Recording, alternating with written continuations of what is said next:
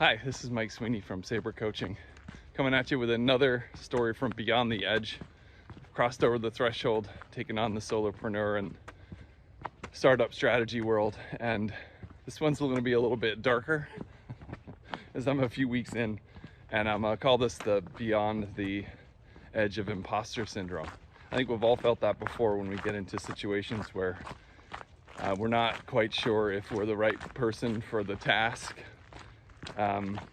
It's a tricky spot to be in, so I'll just tell you what's coming up for me.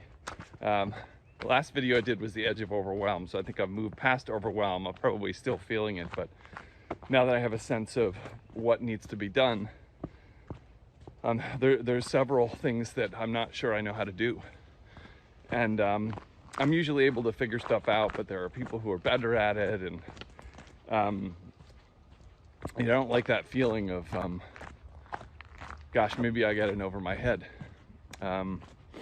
Maybe I'm not as good as I think I am, and I'm feeling a huge sense of pressure, not just from the volume of things that were overwhelming, but also like how fast I'm supposed to do it.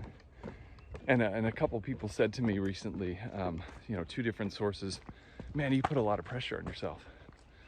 And I think that's true. And I get to decide how much is enough, but there's definitely that pressure there. And all these saboteur voices, the saboteurs are the ones that tell it we're not good enough, we're not smart enough, we can't figure it out, there's better people out there, etc. And mine are saying, hey, you're not really competent. You're really not that tech savvy if you can't even figure out how to use a Mac. Which I am struggling with, honestly, more so than I thought I'd be. And you're not really that strong at building relationships. How are you going to do this with the team and with clients? And I know those to be mostly false, but there's enough truth that voice, which isn't really the voice that serves me, that's what's coming up. And it's a generally terrible feeling. Like I'm getting like some stress and pressure in the back of my neck. So like I said, it's going to be a little darker today because that's where I am. And I told you this would be raw and real. So when you're in a situation where you have imposter syndrome, this is what it feels like. So, I know better than to listen to those voices, but they're coming at me in high volume. So here's what I'm testing, learning, trying. One is remembering my strengths. There are certain things that I'm uniquely suited to do. So make sure I'm doing more of those things as much as I can. And if I don't have a strength in a certain area, is there someone else who can do it, or do I need to spend the time learning that particular task?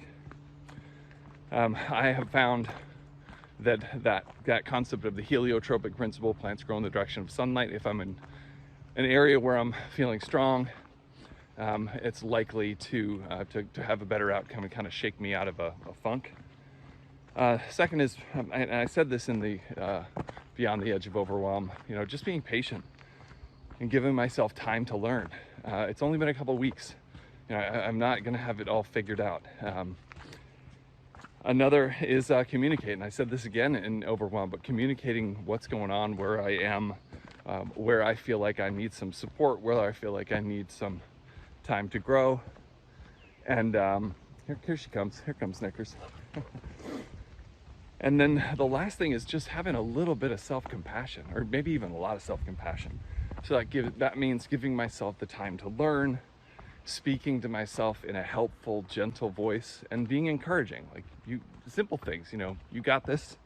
You've done hard things before. You can figure this out.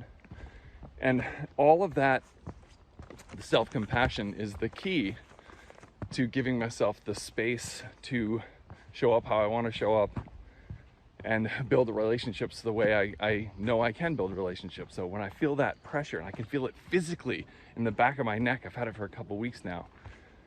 It is a little scary when you get that first big healthcare bill that isn't covered, by your company. And I think just giving myself a little bit of self-compassion in this could be the ticket. So, I would say, I want to say, have a good one, but it's more like, have a good one. I'll try and grind my way through a good one too. This is Red Rocks! This is the edge!